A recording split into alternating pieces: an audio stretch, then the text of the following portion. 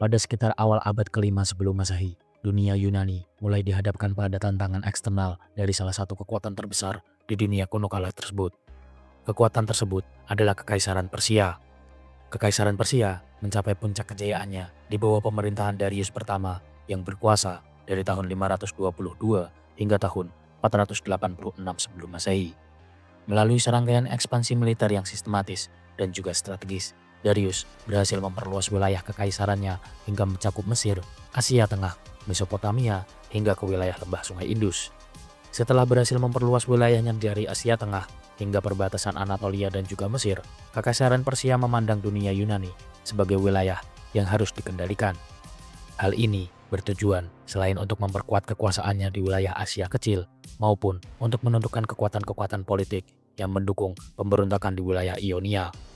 Di tengah dinamika ini, peristiwa-peristiwa yang terjadi di Asia Kecil menjadi pemicu konfrontasi lebih luas antara dua dunia, yakni Yunani dan juga Persia, yang kelak memuncak dalam serangkaian konflik yang dikenal sebagai Perang Yunani-Persia atau Perang Greko-Persia. Salah satu titik balik penting dari fase awal konflik ini terjadi pada sekitar tahun 490 sebelum Masehi, ketika Kekaisaran Persia memutuskan untuk melancarkan ekspedisi militer langsung ke daratan Yunani. Ekspedisi yang bertujuan untuk menghukum kota Athena dan juga Eretria yang sebelumnya memberikan bantuan kepada kota-kota Ionia dalam pemberontakan melawan Persia. Ekspedisi yang mengerucut pada pertempuran kunci pertama di antara kota-kota Yunani melawan Kekaisaran Persia, yakni Pertempuran Marathon.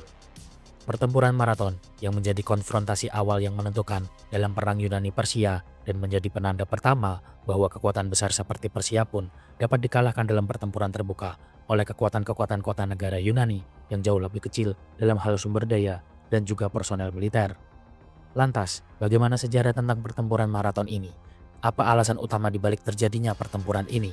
Siapa saja tokoh kunci yang terlibat dalam pertempuran ini? Bagaimana legenda Marathon terbentuk selama pertempuran ini? Dan bagaimana pada akhirnya kota-kota Yunani sanggup mengalahkan Kekaisaran Persia yang kerap dianggap sebagai kekaisaran multinasional terbesar di zaman kuno? Pertempuran Marathon terjadi pada tahun 490 sebelum Masehi. Pertempuran ini adalah salah satu momen paling krusial dalam sejarah kuno karena menjadi sebuah titik balik yang tidak hanya membentuk nasib Yunani di masa yang akan datang saja, namun juga memiliki implikasi jangka panjang bagi peradaban Barat. Untuk memahami sepenuhnya latar belakang historis pertempuran ini, kita harus mendalami dinamika politik, ekonomi, dan juga budaya yang kompleks yang terjadi pada sekitar akhir abad ke-6 dan juga awal abad ke-5 sebelum Masehi. Pada abad ke-6 sebelum Masehi, Kekaisaran Persia Akhmeniyah di bawah kepemimpinan raja-raja visioner seperti Kores yang Agung, Kambizius II, dan juga Darius pertama telah tumbuh menjadi kekuatan dominan di kawasan tersebut.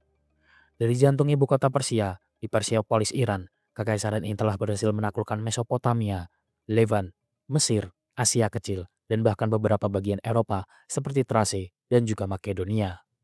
Model Kekaisaran Persia sangat berbeda dari kota-kota negara Yunani, di mana Kekaisaran Persia adalah sebuah monarki absolut yang terpusat dan diperintah oleh seorang raja dari segala raja yang mengklaim otoritas ilahi. Kekaisaran ini pun dicirikan oleh administrasi yang efisien, jaringan jalan yang luas, sistem pos yang canggih, dan bala tentara yang besar serta profesional dan juga terdiri dari berbagai kontingen dari seluruh wilayah taklukannya. Filosofi politik Persia adalah asimilasi dan toleransi, di mana asalkan wilayah taklukannya mau membayar upeti dan mengakui otoritas raja, maka Persia tak akan pernah menyerang negara lainnya. Mereka seringkali mempertahankan struktur pemerintahan lokal dan lantas membiarkan budaya serta agama rakyatnya berkembang secara independen.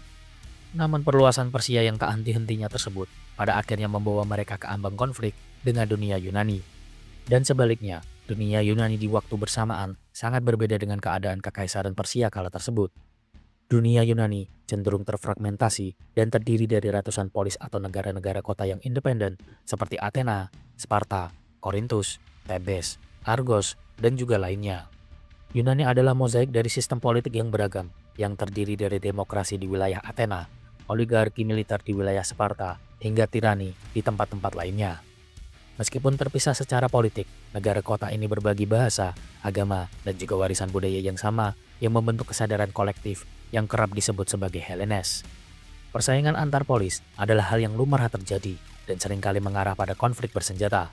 Namun ancaman eksternal yang besar seringkali mendorong mereka untuk mengesampingkan perbedaan antara kota dan bersatu demi pertahanan bersama. Ekonomi Yunani sebagian besar didasarkan pada pertanian, perdagangan maritim, dan juga serangkaian kerajinan. Perdagangan tersebut membawa mereka ke dalam kontak dengan berbagai peradaban, termasuk di dalamnya adalah kontak dengan Kekaisaran Persia dan kadang-kadang menghasilkan koloni-koloni Yunani yang tersebar di sepanjang pesisir Mediterania dan juga Laut Hitam. Titik nyala langsung yang mengarah pada pertempuran Marathon adalah pemberontakan Ionia. Ionia sendiri adalah wilayah di pesisir barat Asia Kecil yang dihuni oleh orang-orang Yunani. Setelah penaklukan Kekaisaran Lydia oleh Kores yang Agung, kota-kota di wilayah Ionia pun pada akhirnya jatuh di bawah kendali Persia. Meskipun pada awalnya Persia bersikap toleran terhadap kota-kota Ionia, kontrol mereka secara bertahap menjadi lebih menindas, di mana Persia mengganti penguasa lokal dengan tiran yang setia kepada mereka dan menerapkan pajak yang memberatkan masyarakat Ionia. Ketidakpuasan masyarakat di wilayah Ionia pun memuncak pada sekitar tahun 499 sebelum Masehi ketika kota Ionia yang dipimpin oleh Miletus memberontak melawan kekuasaan Persia. Para pemberontak mencoba mencari bantuan dan dukungan dari negara-negara di daratan Yunani, meskipun pada akhirnya keputusan masing-masing negara polis Yunani berbeda-beda. Sparta adalah salah satu pihak yang menolak permintaan bantuan ini, namun Athena dan Eretria setuju untuk mengirimkan beberapa kontingen pasukan kecil. Keterlibatan Athena ini pun dibilang sangat signifikan, meskipun hanya mengirimkan 20 kapal banyaknya. Partisipasi Athena dan Eretria secara langsung dianggap oleh Darius sebagai pelanggaran serius terhadap kedaulatannya dan merupakan bentuk campur tangan langsung dalam urusan kekaisarannya. Pemberontakan Ionia pun berlangsung selama beberapa tahun dengan pertempuran sengit yang terjadi di daratan maupun lautan. Meskipun pada awalnya para pemberontakan meraih beberapa keberhasilan seperti pembakaran ibu kota satrapi Persia di wilayah Sardis, namun tindakan ini justru semakin memprovokasi Darius pertama yang akhirnya memerintahkan kekuatan Persia untuk turun langsung dalam menangani pemberontakan ini. Pada akhirnya, pasukan utama Kekaisaran Persia terlalu besar bagi kelompok perlawanan ini.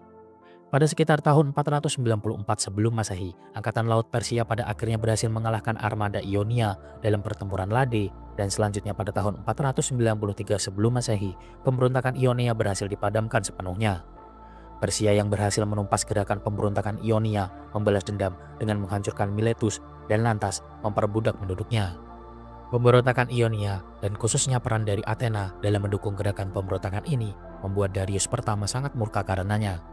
Bagi Darius, campur tangan Athena adalah penghinaan pribadi dan tantangan secara langsung terhadap otoritasnya yang universal.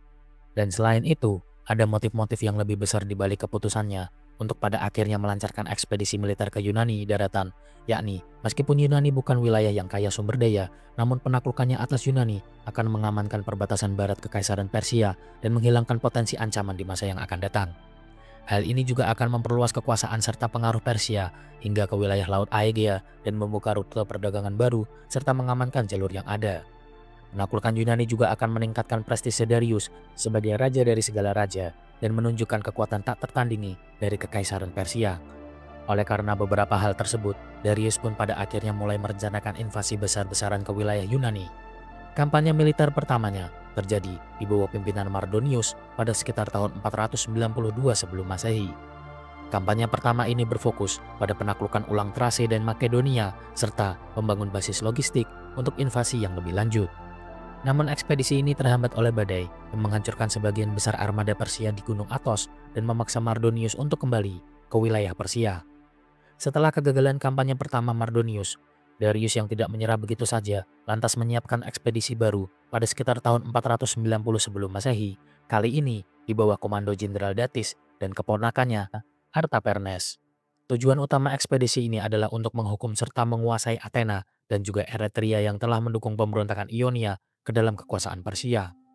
Berbeda dengan kampanye Mardonius yang bergerak melalui darat, ekspedisi Datis dan Artapernes memilih rute laut langsung melintasi Laut Aegea. Mereka pertama-tama menaklukkan Naxos yang telah melawan Persia sebelumnya dan kemudian maju menuju ke Eretria. Setelah pengempungan yang singkat, Eretria pun pada akhirnya berhasil ditaklukkan dengan mudah yang disebabkan oleh faktor pengkhianatan dari dalam kota Eretria itu sendiri. Setelah berhasil menaklukkan kota Eretria, penduduknya pun diperbudak dan lantas dikirim ke Persia. Dan setelah menaklukkan Eretria, armada Persia kembali berlayar menuju Attika, yakni wilayah Athena. Mereka mendarat di Teluk Marathon yang berjarak sekitar 42 km atau 26 mil di timur laut kota Athena. Pemilihan Marathon sebagai lokasi pendaratan adalah strategi pasukan Persia karena Marathon adalah dataran yang terbuka yang luas dan cocok untuk manuver kavaleri Persia yang superior dan relatif dekat dengan kota Athena. Ketika berita tentang pendaratan Persia di Marathon mencapai Athena, kota itu pun berada dalam situasi genting dan juga kekacauan. Demokrasi Athena yang baru saja terbentuk setelah reformasi Kleisthenes masih dianggap terlalu rapuh dikarenakan adanya beberapa faksi politik yang bersaing. Beberapa di antara faksi politik ini bahkan ada yang memihak terhadap kekaisaran Persia dan melihat kekuasaan Persia sebagai cara untuk menggulingkan demokrasi yang baru saja dicetuskan oleh Kleisthenes. Namun sebagian besar warga Athena menyadari sebuah bahaya besar yang mengancam kebebasan dan juga cara hidup mereka. Athena pun segera mengirimkan pelari jarak jauhnya, yakni Peidepes atau Pilipides, ke Sparta untuk meminta bantuan. Sparta sendiri adalah kekuatan militer dominan di wilayah Yunani dengan tentara Hoplites yang terkenal sangat kuat. Namun Sparta memiliki tradisi religius yang kuat karena pada saat Peidipes tiba, Sparta sedang merayakan festival agama Karnia yang melarang mereka untuk berperang sebelum bulan purnama. Oleh karenanya, Sparta menunda pengiriman bantuan mereka meskipun mereka berjanji akan datang setelah festival ini selesai. Keputusan Sparta ini pun menempatkan Athena dalam posisi yang sangat sulit dan juga genting, di mana mereka harus menghadapi invasi Persia sendirian, setidaknya untuk sementara waktu. Beberapa kota kecil di Attika mungkin telah bergabung dengan Athena, tetapi hanya satu kota penting, yakni Plataea, yang mengirimkan seluruh pasukannya yang diperkirakan berjumlah sekitar 1000 hoplites untuk mendukung Athena. Solidaritas Plataea ini akan terbukti sangat penting dalam pertempuran yang akan datang, di mana pasukan Yunani yang terdiri dari Athena dan Plataea berjumlah sekitar 10.000 hingga 11.000 pasukan hoplites. Hoplites sendiri adalah prajurit infanteri berat yang bersenjata lengkap dengan perisai besar atau hoplon, tombak panjang atau dori, dan juga menggunakan pedang. Mereka bertarung dalam formasi rapat yang disebut sebagai phalanx, yakni sebuah tembok perisai dan juga tombak yang hampir tak tertembus. Kelemahan phalanx adalah kurangnya fleksibilitas dan kerentanan terhadap serangan mendadak dari samping maupun belakang formasi ini. Selain hanya memiliki hoplites, pasukan Athena juga tidak memiliki kavaleri yang signifikan dan juga pemanah yang menjadi kelemahan utama formasi ini dan lebih menggantungkan formasi pada pertempuran jarak dekat dengan tombak dan juga pedang. Hal ini pun membuat mereka rentan terhadap manuver kavaleri Persia di medan terbuka. Di lain sisi, Kekaisaran Persia di bawah komando Datis dan Artapernes mengerahkan kekuatan militer yang besar untuk menundukkan Athena dan juga Eretria. Total pasukan Persia yang diperkirakan berjumlah antara 20.000 hingga 30.000 pasukan banyaknya yang terdiri dari sekitar 25.000 infanteri dan 1.000 hingga 2.000 kavaleri ringan. Infanteri Persia terdiri dari kombinasi pasukan dari berbagai wilayah Kekaisaran Persia seperti Media, Persia, dan juga Saka yang dikenal menggunakan busur, tombak ringan, dan perisai anyaman. Meskipun jumlah ini menunjukkan kekuatan yang signifikan, pasukan Persia menghadapi kesulitan dalam taktik dan juga struktur medan. Tanpa dukungan penuh dari kavaleri, serta formasi infanteri ringan yang kurang cocok untuk pertempuran jarak dekat melawan palang Yunani yang padat dan juga besar.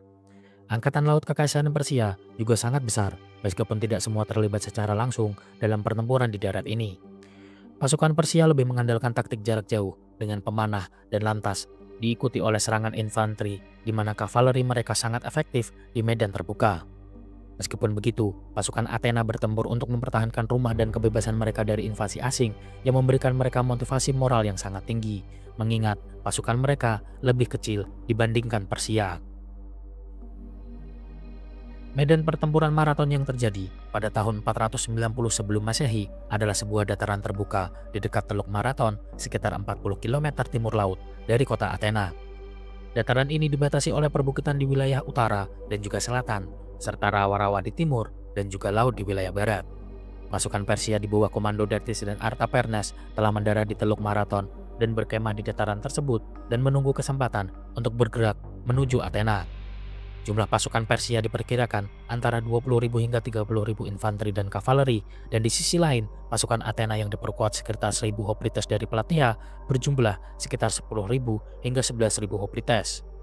Mereka dipimpin oleh 10 jenderal utama Athena, di antaranya adalah Miltiades, Callimachus, Aristides, Themistokles, Alkmaneonides, Xanthippus, Aeschylus, Phrynichus, Sinaergirus, serta Myronides. Pasukan Athena pun telah memblokir jalur darat utama dari Marathon ke Athena selama beberapa hari dan memilih posisi defensif di lereng bukit yang menghadap langsung ke dataran terbuka. Posisi ini pun memberikan mereka keuntungan taktis karena melindungi formasi sayap mereka dari serangan kavaleri Persia yang lebih mobile dan memaksa Persia untuk menyerang ke atas bukit yang secara langsung mengurangi momentum mereka. Selain itu, posisi ini juga menyulitkan kavaleri Persia untuk bermanuver secara efektif. Hal tersebut pun disadari oleh Jenderal Miltiades yang memahami bahwa keunggulan jumlah dan kavaleri Persia dapat menjadi ancaman serius jika pertempuran berlangsung di dataran terbuka. Oleh karena itu, ia mengembangkan strategi yang cerdik untuk mengimbangi kelemahan ini. Strategi yang direncanakan oleh jenderal-jenderal Athena berfokus pada penguatan formasi sayap pasukan Athena sambil melemahkan bagian tengah formasi pasukan musuh. Biasanya, formasi palang Yunani memiliki kekuatan terbesar di bagian tengah, namun Miltiades menggunakan taktik cerdas dengan membalikkan konsep ini. Formasi palang Athena yang awalnya rapat direntangkan hingga panjang formasi ini sejajar dengan garis pertempuran Persia. Hal ini dilakukan untuk mencegah pasukan Persia melampaui formasi sayap pasukan Athena dan mengepung formasi pasukan Athena. Di sayap-sayap formasi ini, barisan hoplitas dibuat lebih dalam yang terdiri dari 8 hingga 10 baris pasukan yang memberikan kekuatan dorong yang sangat besar. Namun di bagian tengah formasi ini, barisan pasukan dibuat lebih tipis yang terdiri dari hanya 4 barisan pasukan saja. Formasi ini pun dianggap sebagai sebuah langkah yang sembrono dan beresiko tinggi, namun penggunaan formasi ini disengaja oleh Miltiades. Tujuannya adalah agar pusat formasi pasukan Athena dapat menahan serangan awal Persia untuk waktu yang lama, sementara sayap-sayap pasukan Athena yang kuat berhasil memecah belah dan mengalahkan formasi sayap pasukan Persia. Pada pagi hari pertempuran, entah karena sinyal yang diberikan oleh Athena atau inisiatif dari Persia, kedua belah pihak mulai bergerak. Persia dengan keyakinan pada jumlah pasukan mereka yang superior bergerak maju secara bertahap melintasi dataran terbuka.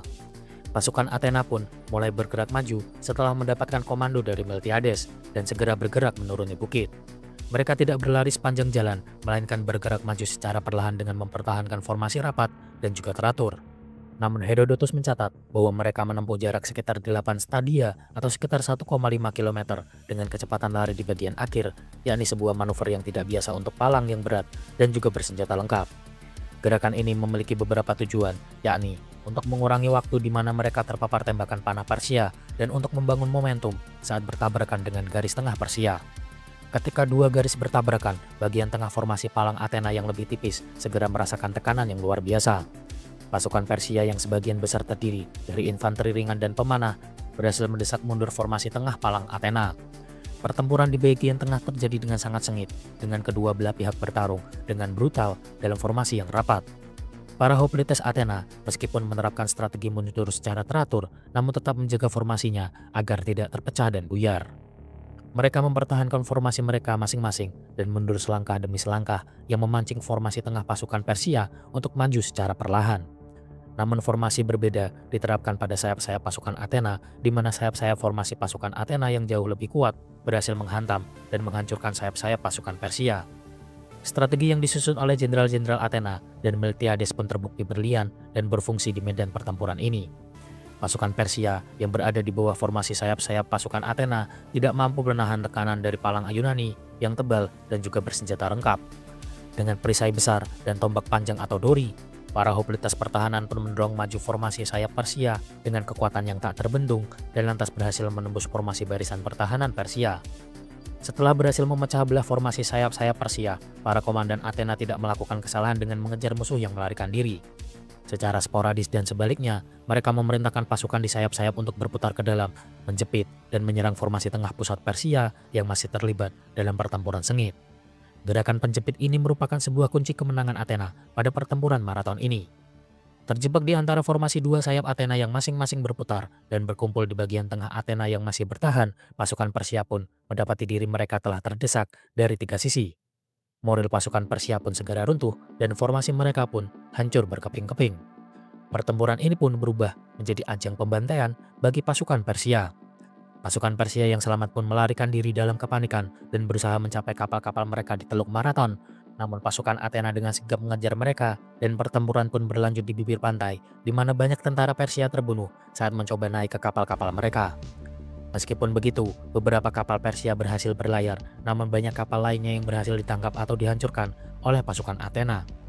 Para Hoplites bahkan berusaha menarik beberapa kapal ke darat yang menunjukkan bagaimana tekad mereka untuk tidak memberikan kesempatan kepada musuh untuk melarikan diri. Pertempuran maraton berlangsung relatif singkat, mungkin hanya beberapa jam lamanya, akan tetapi intensitasnya luar biasa dan berbuah kemenangan telak Athena atas Persia. Meskipun jumlah korban bervariasi, dalam catatan sejarah Herodotus mencatat bahwa sekitar 6.400 tentara Persia gugur, sementara Athena hanya kehilangan 192 pasukan. Kemenangan ini pun merupakan bukti keunggulan strategis Miltiades, disiplin dan keberanian Hoplites Athena, serta efektivitas formasi palang Yunani ketika diterapkan dengan cerdas dan juga cermat. Pertempuran maraton adalah demonstrasi sempurna bagaimana pasukan yang lebih kecil namun memiliki strategi yang superior dan disiplin yang kuat dapat mengalahkan musuh yang jauh lebih besar. Pertempuran maraton pada tahun 490 sebelum Masehi memiliki dampak yang signifikan pada kampanye militer Kekaisaran Persia dan menjadi titik balik penting dalam perang Yunani-Persia dengan pengaruh luas pada pertempuran-pertempuran selanjutnya. Kekalahan di maraton adalah sebuah kejutan besar bagi Kekaisaran Persia, di mana mereka adalah kekuatan adidaya yang belum pernah sekalipun terkalahkan di medan peperangan darat. Kemenangan Athena yang notabene adalah negara kota yang lebih kecil dan dianggap kurang berpengalaman jika dibandingkan dengan Sparta, secara drastis merusak aura tak terkalahkan dari Kekaisaran Persia. Hal ini tidak hanya menjadi pukulan moral bagi pasukan Persia yang kalah, akan tetapi juga merusak reputasi Raja Darius pertama sebagai penguasa yang tak tertandingi. Namun dengan kekalahan di maraton, Persia gagal mencapai tujuan utamanya untuk menaklukkan Athena. Meskipun Eretria berhasil dihancurkan, kegagalan menaklukkan Athena merupakan kegagalan strategis yang sangat besar dan berpengaruh bagi Kekaisaran Persia. Kekalahan di maraton memaksa Raja Darius pertama untuk menunda rencana invasi skala penuh ke wilayah Yunani. Meskipun menelan kekalahan telak dalam pertempuran Athena, ia tetap bertekad untuk membalaskan dendamnya meskipun persiapan invasi besar-besaran selanjutnya membutuhkan waktu dan juga sumber daya yang sangat besar. Kematian Raja Darius pertama beberapa tahun kemudian semakin menunda rencana tersebut dan memberikan Yunani waktu yang sangat berharga untuk mempersiapkan diri dari serangan Persia selanjutnya. Pasca kekalahan dalam pertempuran maraton, Persia mungkin menyadari bahwa penaklukan Yunani daratan akan jauh lebih sulit dari yang diperkirakan sebelumnya. Mereka mulai mempertimbangkan kembali strategi mereka meskipun ambisi untuk menaklukkan Yunani tidak pernah benar-benar padam. Meskipun Persia dikenal dengan jumlah pasukannya yang besar dan pemanah yang mematikan, pertempuran maraton menunjukkan kelemahan mereka dalam menghadapi formasi Hoplite Yunani yang rapat dan disiplin dalam pertempuran jarak dekat. Kemenangan di maraton adalah kemenangan pertama Yunani atas pasukan Persia di medan pertempuran terbuka. Hal ini pun menanamkan rasa percaya diri yang luar biasa pada Athena dan negara kota Yunani lainnya bahwa Persia dapat dikalahkan. Kemenangan ini juga menjadi inspirasi dan simbol perlawanan yang memungkinkan Yunani untuk bersatu dalam menghadapi invasi Persia berikutnya. Pertempuran maraton menegaskan keunggulan Hoplites Yunani dan formasi Phalanx mereka dalam pertempuran jarak dekat melawan infanteri ringan Persia. Hal ini memperkuat keyakinan Yunani pada gaya berperang mereka dan mendorong pengembangan lebih lanjut taktik Phalanx ini. Kekalahan Persia di pertempuran maraton memberikan jeda waktu sekitar 10 tahun sebelum invasi kedua Persia di bawah Xerxes pertama dilakukan. Waktu yang sangat krusial bagi Yunani, di mana Athena di bawah kepemimpinan Themistokles menggunakan waktu ini untuk membangun angkatan laut yang kuat, sebuah keputusan strategis yang terbukti vital dalam pertempuran laut selanjutnya, seperti pada pertempuran Salamis. Tanpa kemenangan di maraton yang menunda invasi kedua, Yunani mungkin tidak memiliki waktu yang cukup untuk membangun armada perangnya, atau kemenangan di maraton dan ancaman Persia yang berkelanjutan membantu mendorong rasa persatuan di antara kota-kota negara Yunani yang sering bertikai. Meskipun persatuan ini tidak sempurna, pengalaman bersama menghadapi musuh yang sama ini meletakkan dasar bagi aliansi di masa yang akan datang. Raja Xerxes pertama, penerus dari Raja Darius, pasti mempelajari pelajaran dari kekalahan ayahnya di pertempuran maraton. Invasi keduanya dilakukan dengan skala yang jauh lebih besar dan melibatkan pasukan darat dan laut yang lebih masif. Hal ini pun menunjukkan bahwa Persia memahami bahwa untuk menaklukkan Yunani, mereka membutuhkan keunggulan jumlah yang luar biasa. Namun pertempuran maraton juga mungkin telah membuat mereka meremehkan ketahanan dan juga taktik Yunani yang pada akhirnya akan menjadi bumerang bagi mereka sendiri. Kemenangan pada pertempuran maraton adalah fondasi psikologis dan juga strategis untuk kemenangan-kemenangan besar Yunani selanjutnya. Tanpa keyakinan yang ditanamkan di pertempuran maraton, mungkin sulit bagi Yunani untuk mempertahankan moral di Thermopylae atau untuk mengambil risiko dalam pertempuran laut di Salamis yang merupakan titik balik dalam invasi kedua Persia. Demikian pula kemenangan darat di Plataea yang secara definitif mengakhiri ancaman Persia terhadap Yunani daratan yang dibangun di atas pelajaran dan kepercayaan diri yang diperoleh dari pertempuran maraton ini. Singkatnya, pertempuran maraton bukan sekedar kemenangan taktis bagi Athena, melainkan sebuah peristiwa yang mengubah jalannya kampanye Persia secara fundamental dan membentuk lintasan perang Yunani-Persia. Hal ini pun membuktikan bahwa Persia dapat dikalahkan, memberikan Yunani kepercayaan diri yang sangat dibutuhkan, mendorong persiapan strategis yang penting, dan juga pada akhirnya menjadi prekursor bagi serangkaian kemenangan Yunani yang mengamankan kemerdekaan mereka. Peristiwa pertempuran maraton lebih dari sekedar sebuah pertempuran saja, dan lebih daripada itu, ia adalah simfoni keberanian dan juga penentu takdir bagi kota-kota di Yunani. Ketika debu mengendap di dataran itu dan tangisan kemenangan Athena bergema melintasi medan yang dipenuhi korban, sebuah babak baru dalam sejarah Yunani berhasil ditulis. Kemenangan yang tak terduga ini pun bukan hanya mengusir invasi Persia pertama, melainkan juga menanamkan benih keyakinan yang tak tergoyahkan dalam jiwa para Hellenes. Di Athena, kemenangan ini melahirkan pahlawan, mengukuhkan demokrasi, dan memicu ledakan budaya serta intelektualitas yang tak tertandingi dimanapun. Nama Miltiades, sang strategos brilian, dielu-elukan dan semangat perlawanan terhadap tirani Persia menjadi identitas kolektif. Namun euforia itu bercampur dengan kesadaran pahit bahwa ini hanyalah awal dari sebuah peristiwa yang lebih besar, karena Persia, raksasa yang terluka, pasti akan kembali dan kali ini dengan kekuatan yang jauh lebih besar. Dari bayang-bayang maraton, muncullah Themistokles dengan visi maritimnya. Ia memahami bahwa masa depan Athena terletak di laut dan dengan kegigihan, ia membangun armada trireme yang akan menjadi kunci dalam pertarungan hidup mati berikutnya. 10 tahun setelah maraton, ramalan itu pun terbukti dan Raja Xerxes dengan pasukan darat dan laut yang tak terhitung jumlahnya menuntut balas dendam. Namun, berbeda pada pertempuran maraton, kali ini Yunani telah bersiap. Pertempuran-pertempuran epik berikutnya seperti pertempuran Thermopylae, pertempuran Salamis, dan pertempuran Plataea adalah kelanjutan langsung dari keberanian yang dipupuk oleh maraton. Kemenangan di maraton adalah percikan api yang menyolot obor kebebasan Yunani, sebuah pengingat abadi bahwa semangat dan strategi dapat mengalahkan jumlah dan bahwa bahkan kekaisaran terbesar pun dapat ditaklukkan oleh tekad yang tak tergoyahkan. Kemenangan pertempuran maraton bukan hanya sebuah kemenangan saja, melainkan sebuah janji. Janji bahwa kebebasan patut diperjuangkan berapapun harganya.